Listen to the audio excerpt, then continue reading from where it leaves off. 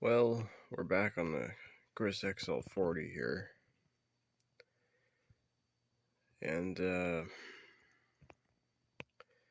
so I actually took my multimeter, checked out all the traces where the board's cracked, and from what I could tell, shockingly, none of the traces are broke, which is kind of surprising that I could tell testing.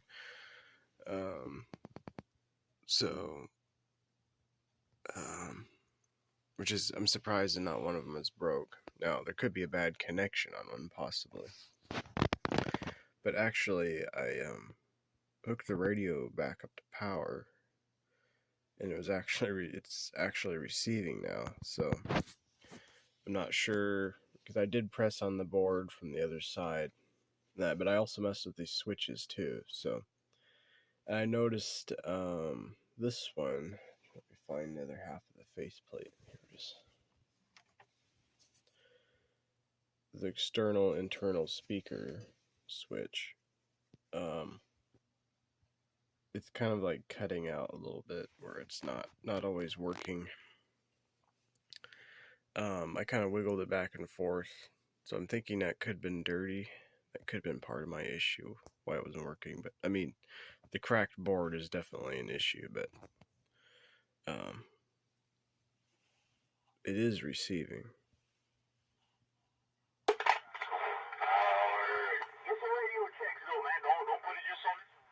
No lights though. No lights. So that could still be something going on.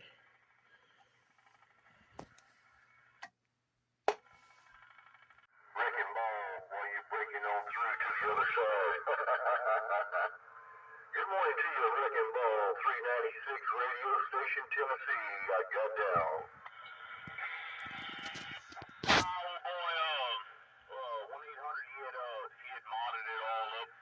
This guy is supposed to have the wideband receive and transmit, I guess.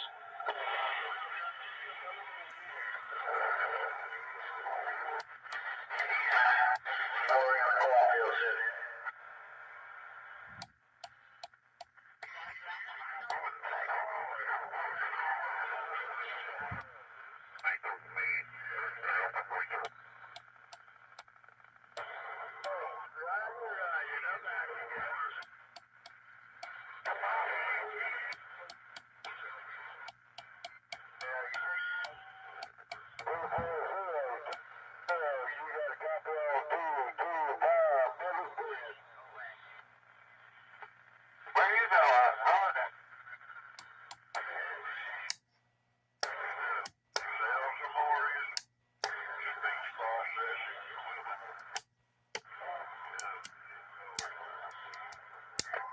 Take care, man. I want to get my head scared.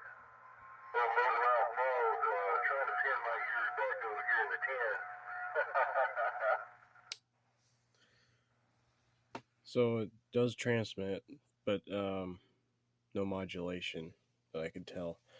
Now I'm using just this Royce stock mic.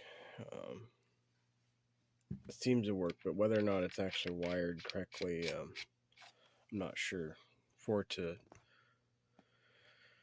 get modulation, so more likely there's still a crack. Could be causing a modulation issue, which I'm surprised it's even working like it is right now. So, but I'm gonna go through. I got the Sam's manual here for it.